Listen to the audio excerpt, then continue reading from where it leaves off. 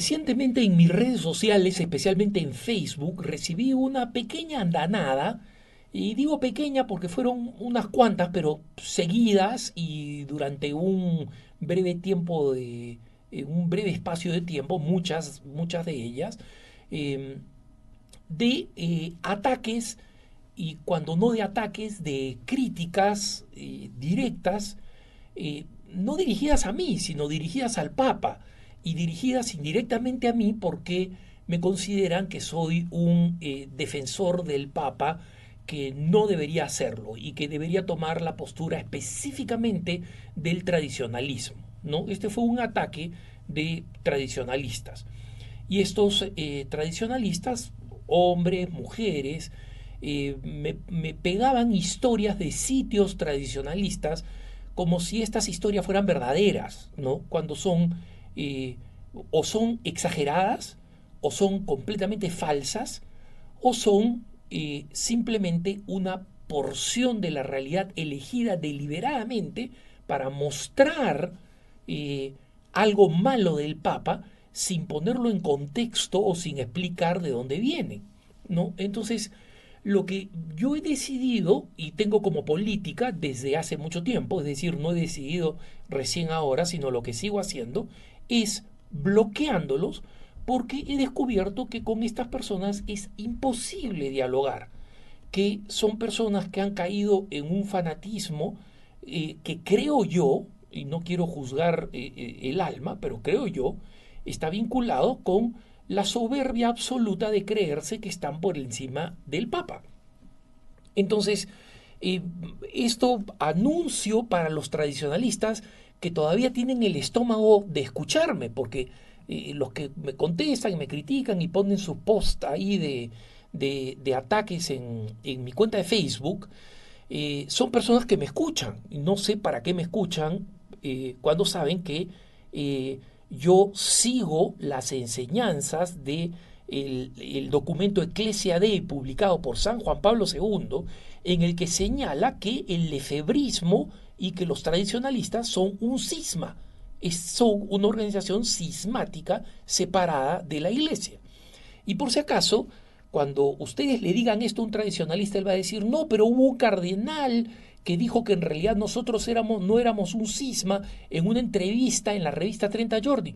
Miren, esas opiniones personales que han dado algunas personas, además este cardenal ya falleció, son completamente irrelevantes frente a un documento específico oficial de la Iglesia que declaraba a Marcel Lefebvre como eh, cismático, y que además murió cismático, murió completamente desconocido y fuera de la comunión de la Iglesia como tal, ¿no?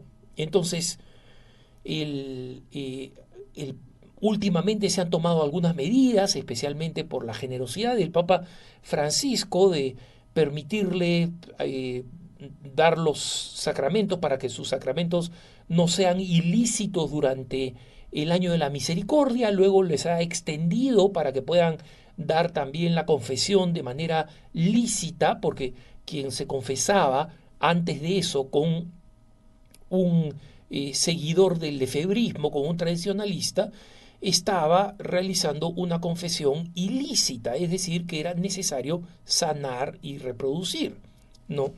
Entonces, no me extraña que estén atacando ahora, más discrepamos y somos abiertamente antitradicionalistas, porque los tradicionalistas están experimentando un cierto crecimiento, un cierto momento de atención en las redes.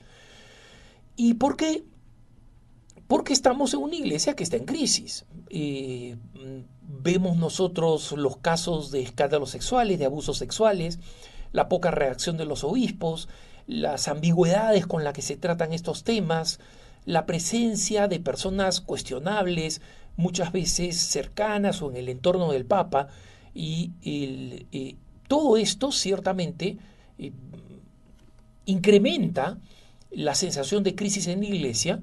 Y como los blogs y los medios de pseudocomunicación, porque en realidad ninguno de ellos es un medio de comunicación en serio, Yo soy responsable de un medio de comunicación en serio, sé lo que significa tener un comité editorial, sé lo que significa tener un editor en jefe, un editor asistente, corresponsales. Ellos no tienen nada de eso, simplemente recalientan historias y las giran en la dirección en la que ellos la quieren girar. Entonces son básicamente blogs que presentan la realidad de forma distorsionada deliberadamente, ¿no? Porque saben lo que están haciendo. Es tratar de incrementar la sensación de crisis que no se puede negar y que existe en la iglesia.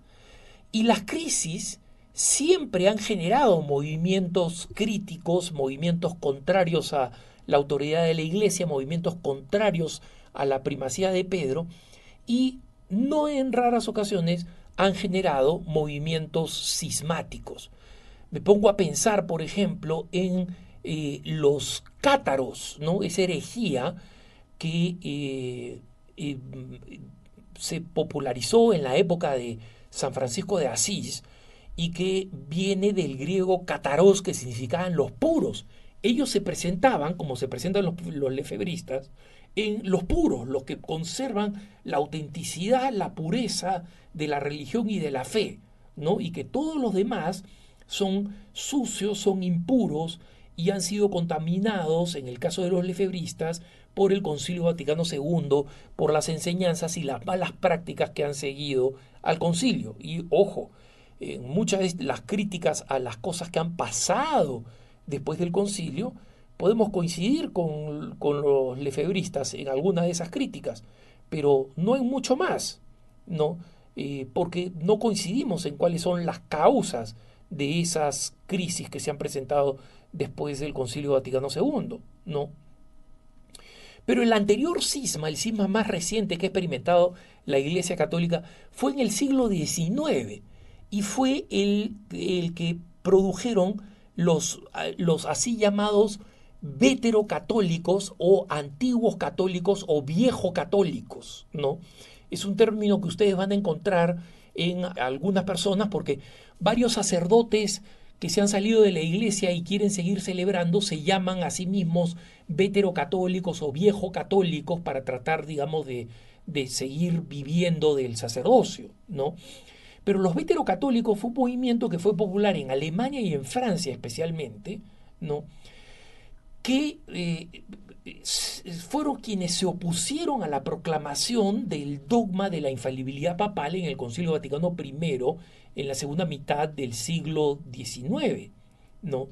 Y ellos presentaban los mismos argumentos que hoy presentan los tradicionalistas respecto de la doctrina de la Iglesia, que este dogma rompe con la tradición, que es nuevo, que ningún papa anterior lo había proclamado, que algunos papas habían señalado que esto no era posible, olvidando que Pedro está vivo, que Pedro no es el Papa Clemente X, que Pedro no es San Pío X, que Pedro es Francisco, Pedro está vivo, ¿no?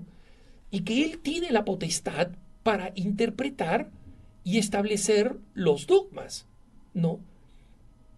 A pesar de que, para comenzar, Francisco no ha establecido ninguno, ¿no? Y los tradicionalistas, en ese sentido, al igual que los veterocatólicos, están apartándose cada vez más de la iglesia, aunque ellos creen que el proceso es al revés, ellos creen que ellos son la iglesia verdadera y que la iglesia, el Vaticano, la Santa Sede, el Papa Francisco, todos nosotros que somos ignorantes y torpes, nos estamos apartando de la tradición de la iglesia y en consecuencia apartándonos de ellos, ¿no? Esto es lo mismo que sucedía con los veterocatólicos. Los veterocatólicos decían: nosotros afirmamos toda la doctrina de la fe, exactamente toda la doctrina católica, lo único que no aceptamos es la infalibilidad papal. Nosotros sabemos que la Iglesia Católica está cada vez apartándose más de los tradicionalistas. El Papa que excomulgó a Lefebvre y que excomulgó a los obispos ordenados por él,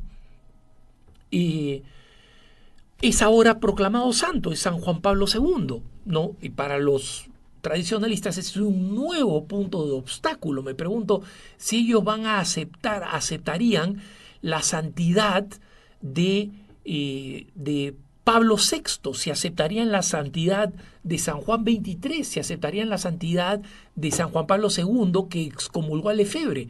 O sea, cada vez más la iglesia auténtica, sigue avanzando, sigue proclamando santos, sigue introduciendo novedades dentro de la tradición como evolución natural del dogma y de la práctica, reconociendo la potestad petrina. Ha introducido, por ejemplo, algo que ellos no aceptan es que San Juan Pablo II haya introducido los misterios luminosos en el rezo del Santo Rosario. A ellos les parece una abominación. ¿Por qué? No sabemos, porque simplemente no se hacía antes, ¿no? Se dan cuenta de esta esclerotización. Y con el paso del tiempo van a terminar como han terminado los veterocatólicos. ¿Qué son los viejos católicos ahora que en su momento eran una organización supuestamente más tradicionalista que la Iglesia Católica, que había dado este paso imprudente, según ellos? Había dado este paso no solamente imprudente, sino arbitrario de proclamar el dogma de la infalibilidad papal. Resulta que hoy los veterocatólicos se han convertido en una religión minúscula europea que acepta mujeres sacerdotes, que acepta sacerdotes casados. Por eso todos estos curitas latinoamericanos en Colombia son muy populares, por ejemplo, en Bolivia también, que han abandonado el sacerdocio, quieren seguir siendo curas porque no saben hacer otra cosa y se declaran de la vieja Iglesia Católica, para seguir utilizando el término de católicos, ¿no? Y muchas veces ni siquiera tienen conexiones con las auténticas autoridades veterocatólicas. Pero ese es el camino de quienes se convierten en un movimiento cismático dentro de la Iglesia, ¿no? Entonces, para ellos hay que pedir simplemente la conversión, y esa conversión va a requerir el don de la humildad, que no es un don fácil, pero es una gracia de Dios. Y en consecuencia podemos y debemos seguir rezando por los tradicionalistas y para que se reconcilien algún día con la Iglesia. Que tengas un buen día.